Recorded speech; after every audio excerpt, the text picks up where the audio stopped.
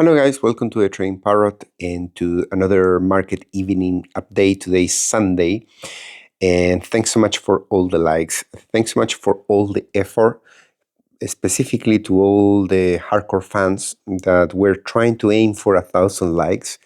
Obviously, we couldn't make it. It's just too much, and people are completely decimated.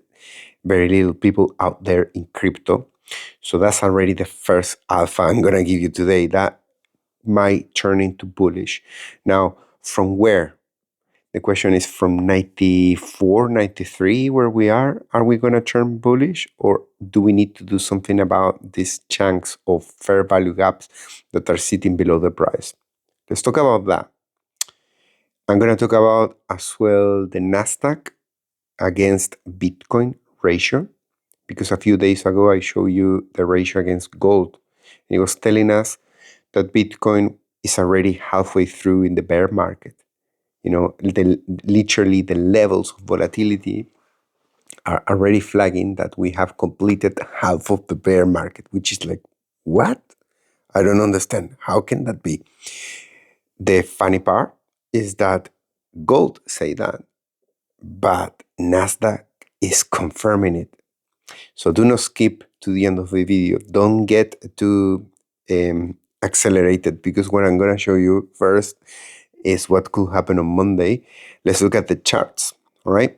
So what we have here is a falling wedge, and that is one of the patterns that people are monitoring the most in social media. Everybody's talking about this falling wedge and the possibility that it breaks to the upside. But the way I have the line, you can see that it's already giving us some signs, potentially, that this is not looking great. Because we broke below it, we tried to reclaim, and we couldn't. So this chart is on the 4-hour. So there is, less chances now that we do that. But since we don't know what's going to happen, really, if we reclaim it for some miracle, right, we cross, for that we need to go above 96 before we close Sunday, which is something that could happen. Okay, it's not impossible. Since we broke the support, we have less chances. So take 20% less possibilities that we do it. That doesn't mean it's impossible, because we have these 3 fair value gaps, and we could go and rally up until 103. Today's Sunday, and maybe during the week we do that. Past week we rally from the bottom, from 98 all the way to the top of the channel. In here, we could expand it and still go to the top of the channel, going to 100K. Okay, many people are expecting that. Many people are saying, well, that's going to be the resistance. There's tons of orders right there. So let's be psychologically prepared for a rally into 100K. A kiss goodbye, the last kiss before dying. Could be. But if we cannot reclaim 95, 96 before the close of Sunday, we're going to remain around here pending from a thread, and this is a big fall. If you don't believe me, if you don't know what it means, a fair value gap, in this video, I'm going to show you. You're going to learn something new that you will never forget. Pricing here in April in 2025 move on a Sunday at 1 p.m. from 84 all the way to 94 on Wednesday. Okay, so pretty much 3-4 days and 10K up, and that form fair value gaps, because they are formed thanks to the price leaving imbalances. Those are parts of the candle that don't clash with any candle next to it, right? So you can see them there. There is no wick that obstructs the way, and that's how you create these blocks that attract liquidity, and they are like black holes. You can cross them very fast. So in here, we could potentially enter this area. If we go below 91, we really don't know how low we can slip. And if we do it, we could do it in 3-4 days if we enter that area. We don't know if it's going to be just half or if it's going to meet with some previous support resistance in the middle. 88 is a support, right? Then 84 is where we end with the fair value gaps. So now that you are aware of what's under, what's above in terms of fair value gaps, we're going to move now into 4-hour and daily. And then we're going to start looking into monthly, into those ratios and things. Let's go into the 4-hour triple. Yep.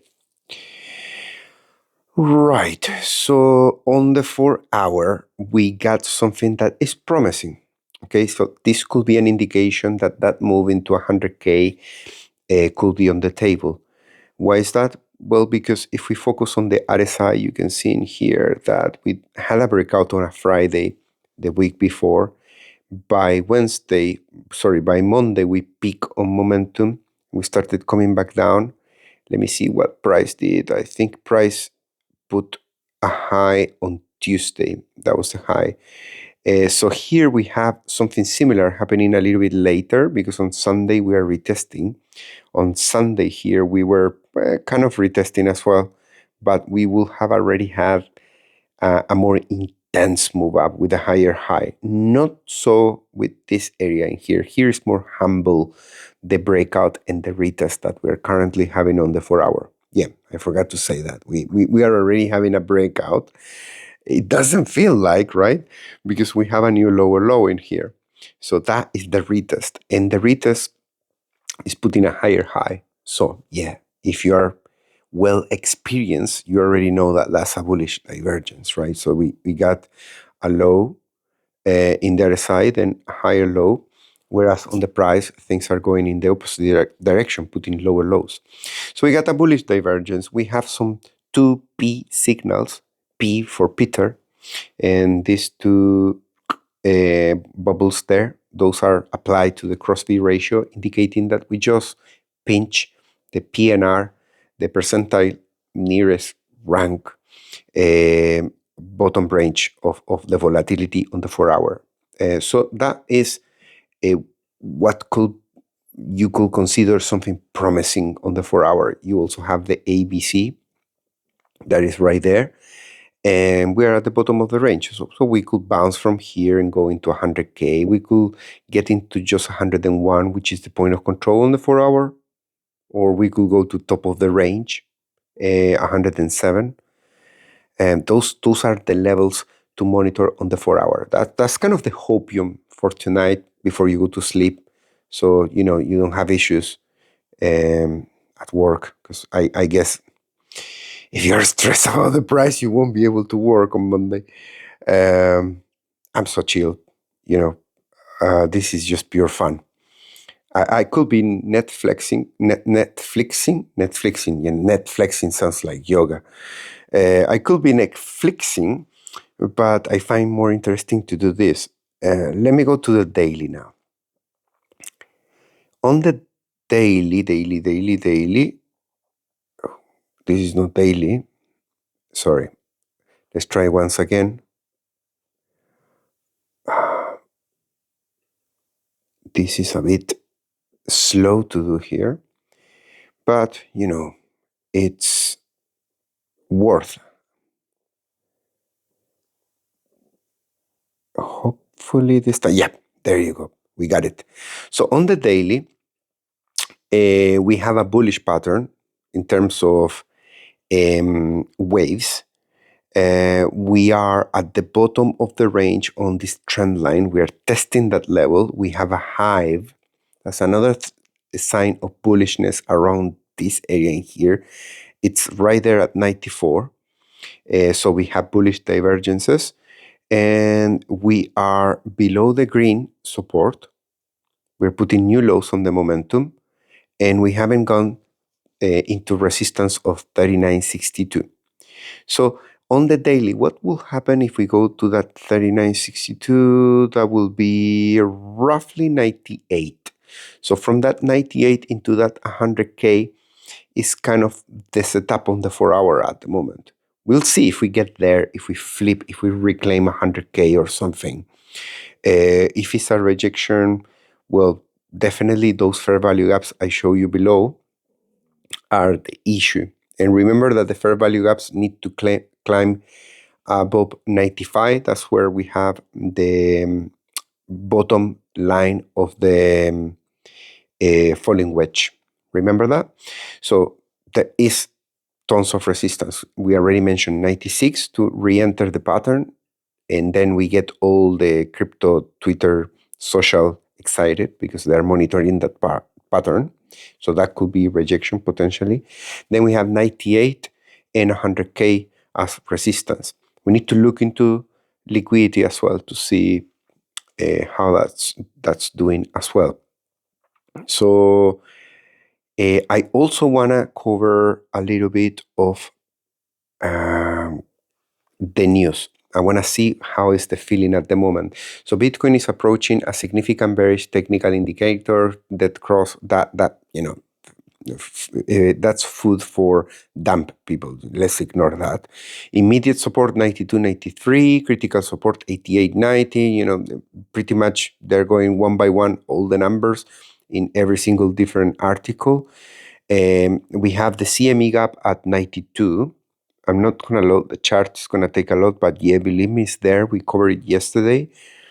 And on-chain metrics, mixed signals. Okay, fair enough. Funding rates and liquidation risk. Despite the price weakness, Bitcoin's funding rates have remained positive. We still don't have negative. That's annoying. And we remember we have a leverage squeeze buy signal at 94. That is another thing on top for potential upside. We have the short-term holder, MVRV, and long-term holder behavior. What else do we have in here? A bunch of signals, ETF turning negative. We are in extreme fear. Yeah, I remember that. All of that is important. And we have Michael Saylor. What's going on with Michael Saylor? Strategy, formerly MicroStrategy Executive Chairman Michael Saylor, teased a big week on November 16, hinting, well, probably he's going to buy again. But remember, many times he buys, that turns into a sell off. Harvard University, that triples Bitcoin ETF holdings, institutional Bitcoin holding increase, and Federal Reserve rate cut uncertainty grows. That's what triggered this whole thing. US stock markets mix amid tech volatility, and Japan's massive stimulus package confirmed. But there might be some geopolitical tensions there with Japan, Taiwan, and China. I was reading about it as well. UK autumn budget on November 26. And there's some trading implications of resistance around 99 and 103. So critical watch points for this week. Let's have a look. Monday's strategy announcement could provide a sentiment boost if the purchase is substantial.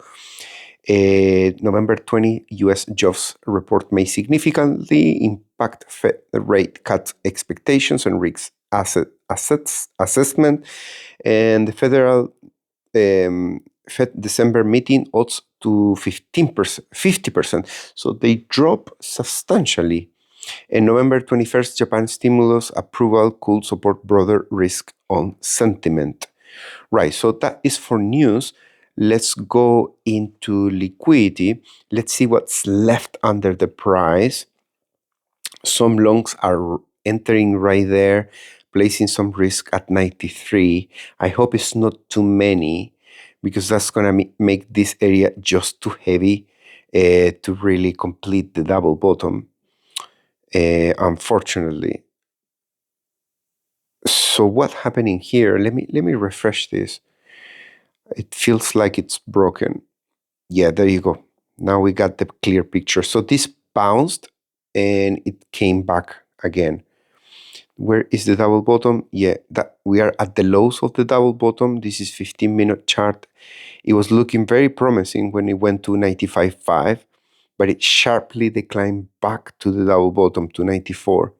It got really heavy there with low volume, and they can move things much quicker over the weekend. So people trading over the weekend and trading this as a bottom of the as a double bottom potential formation to complete and get very quickly if they get dumped on over the weekend, because there's no cushion, there's no volume, and that makes it a lot more challenging. Remember, we have all this liquidity declining. The peak was at 97, and 93 is kind of, we are in the low leftover at the moment. But there's still some there to produce some damage, at least if you compare it to even 100K. Yeah, 93 is definitely still very attractive, so we cannot neglect that. And that is kind of the problem. Let's go back in here, and I want to show you.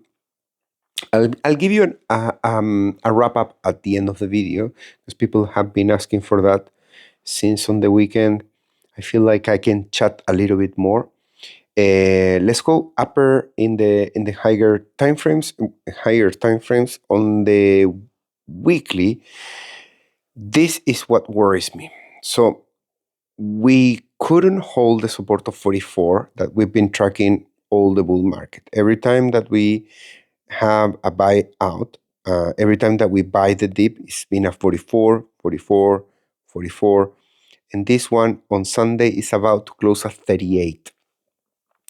So let's go to the previous cycle in this area in here. When did we break the 44 in a substantial way? I think it was here. And that was in January in 2022. That was the move from 69 to around 30. I think it was 28 if I remember right. And then 20K up into the top of the channel, right? So the first time that you break that support of 40, you go back into resistance at 55 and you climb 20K. Important. Why is not important? Well, we're holding along, right? We need something similar at the moment to find an exit. So where is our channel? Where is the equivalent? Look at this. First time that we have a substantial break below 44. This was just 43. This is a lower low, and we are at 38, 39. If this goes to 37, somewhere there, we could move all the way from here into 62, okay? We have already done it from here, so that will be the argument to say, no, this time it won't happen. From 43 to 71. This one from, let's say, from 39 to 62. So question number one, where is 62? Let's go into the chart. And let's put, let's use this one. 62.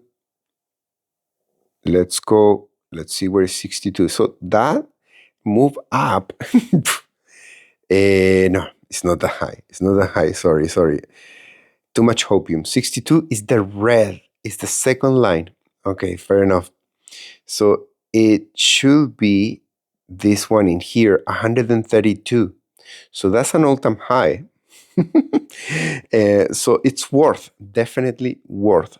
So if I don't average down, that move into the resistance again on the descending line of the RSI could bring me an exit without needing to average down. If I average down, of course, and if I enter now, then, well, I make a lot more, around double, right? So that will be fantastic. So yeah, I wanted you to see that. The bad news is that we broke that support. The good news is that there could be a decent pump from going back into resistance. And let's go now into the bull market support band. We have some news on this one. So look how far we have gone in here. Remember a few months ago how many times we talk about being below the 50 weekly MA and how we could be managing that? And I was preparing you for that. We had that conversation so many times, and now we are here. We are here. Look at this area in here of the previous bull cycle. You lose the 50, you come back down, and you get into 33. So it wasn't 28. I was remembering wrong. It's 33. 28 was here in the middle of the year. Perfect. So this was a higher low, but below the 50 weekly moving average. And from that 33, you go into 48. So it's not 20K, it's a little bit less, the move up. But it was a higher low. So that's great. And where is the area to unload in here when you go up? Well, if you put candle closes, this one unload on, distribute above the 50, and it distribute above the bull market support band. Whereas this pinch in here, the one that didn't close below the 50, moved from 42 into the bull market support band, which is around 52. Now let's go in here, and I will argue that we already had that. I mean, it's not perfect, but this pinch, that one from 100, it went into the bull market support band. We made it into 116.5. That was our resistance before. This one pinch, but now we are with a candle close below it. So what are we looking at? So this could stop at 94, or it could stop slightly lower. It could stop at 85 and still be a higher low relative to this move in here of 75. But we are already in a lower low relative to the 99 from here, which is the previous swing. And the previous swing in here was 40. This one was 29. So I don't know if you're following me, but if this stops at 94 and it goes for the 50, it's going to meet with the 50 and the bull market support band probably around 105. That's not a good exit for me, because I need 111. Therefore, I need to average down around here. If we go lower, if we go into 85, we could have some more time to average down, and then the exit is also gonna come lower than 111, because this is gonna start moving down, right? Eventually, it's gonna be just 100K. So I'm gonna have pretty much a gun in my head telling me you have to average down. If you don't average down, you are stuck there at 111 and you have to just take the loss, which obviously I don't want to do. I don't know you. Right. So let's finish this. This is strategy about how to average down, and what are we looking into in terms of chances of exits and chances of good entries, right? We could say that if you enter very high, it depends. If you enter in a small position in here, then you can average down with more confidence, because you will leave some bullets for later if you have a third. Ideally, you have a third option to average down. Myself, I just have one, and it's small, so I can do whatever I want. I can wait. I can, be more picky. Okay, let's go now into the analysis of Nasdaq against Bitcoin, because I want to do that comparison against gold. So for those of you that didn't watch against gold, it's pretty revealing, in my opinion. So if you look at the RSI, let's focus on just RSI. Just look at the RSI, nothing else, and you'll be better. Every single cycle in here, the breakdown. So every time we break below the white line, I have a vertical gray line showing you the breakdown.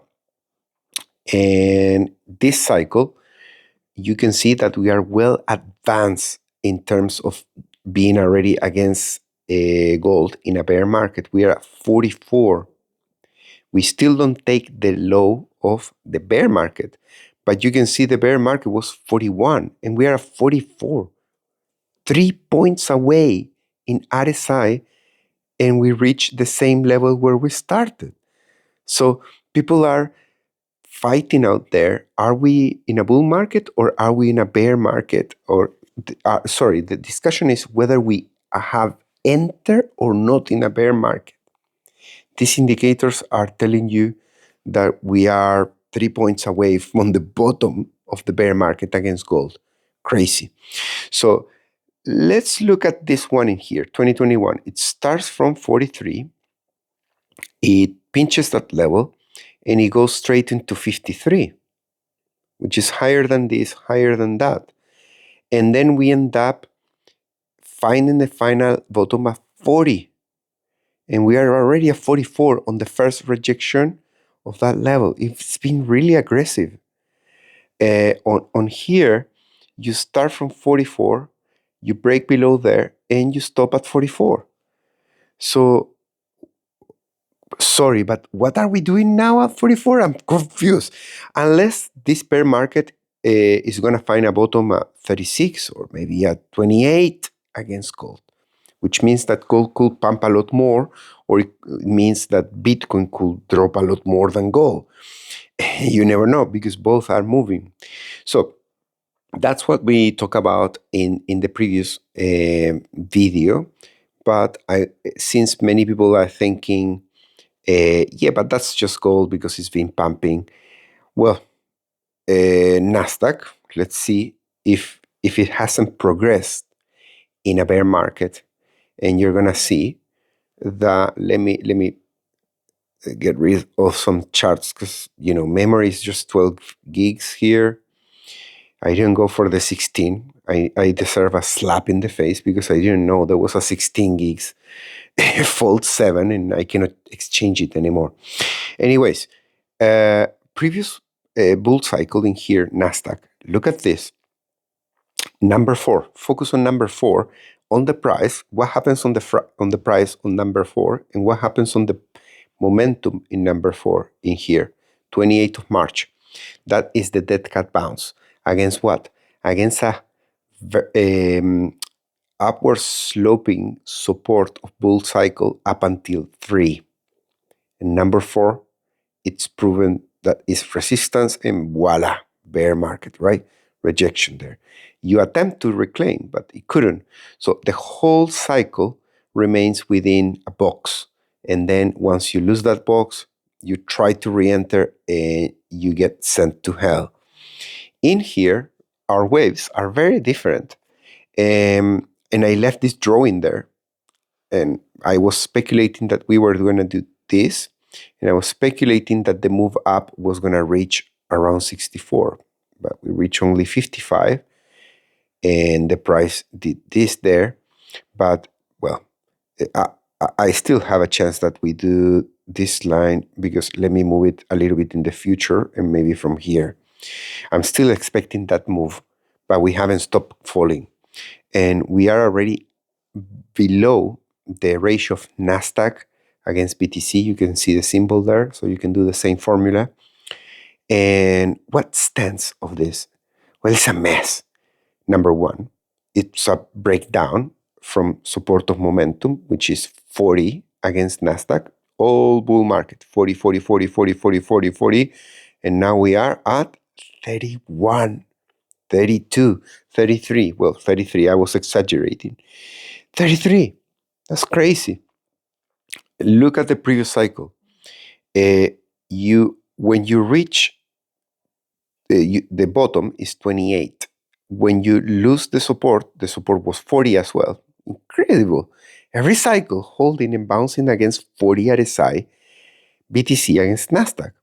And we lose it in May 2022, and we stop at 26, 27. But that is the bottom of the momentum. There's still a new level lost, because then there is the collapse of FTX right there when we go to a ratio of 1. And in here, we have already accelerated, and at 33, there is literally, guys, 6 points, and we find the bottom of the bear market. So I will say the takeaway of this analysis, this mental puke, if you want, is that not just the bear market is confirmed, but it could be ending sooner than expected. Interesting thought. Let me know in the comments what you think about that. Do you think, thanks to institutions, this less volatile cycle, so steady up, could bottom at a different level? Like, for example, if this goes now to, let's say, 26, should we do the experiment and see where is that bottom? Let's put a target of, let's be generous. Let's go with 25. Let's do a lower low in the momentum. Why not? And is that going to appear here? Well, look at that. This is basically saying that our bottom, if we go for an RSI of 26, could be somewhere at the bottom, at the lowest price of 2024, which, if I remember right, I think is 49 or 48. Remind me in the comments. I think it was 48. So that could be the bottom of the bear market, and that's not very far from here. I was expecting really, I mean, my based on past performance, I will say the bottom of the market will be like 30. Okay, the last one was 15, so I'm being generous, 30. But if this theory is right, maybe just a little bit deeper into 50K, and that's it. That's just 40K below where we are. I think that will be very interesting. Guys, let me know what you think about this. Let me know what you think about everything else in the video, and I promise to do a summary. So with the summary, I'm going to say that I'm thinking I have an order at a level very specific in the low 90s, which I have shared with my Patreon community. And I haven't filled it, so I cannot disclose it unless you're part of the Patreon community. But at that level, I want to enter on my second order, and I'm potentially planning to move it if I see something, let's say tomorrow market open and I see something really bad, and then I rack pull and I move it even lower. But I want to catch something because I think there is a chance for a move up. Even on the Nasdaq chart that you're seeing in here, once we lost the support of the cycle in here, that we went all the way here into 33, then we had that rally into 48. So if we are in that situation here and this fall there is developing, eventually it's going to find some support in between here and what could be the bottom of the bear market, and it's going to bounce back up into resistance. So that could be really interesting scenario to unload from the long, and also potentially to take profits from the short. That is still, I think last time I saw it was 87% profit, but that was at 95K. So if we get into below 90s, it's going to be even better. All right, guys, I hope you enjoyed the video, and I'll see you tomorrow. Give it a like, the video, of course, and write down a comment below. See you tomorrow. Bye-bye.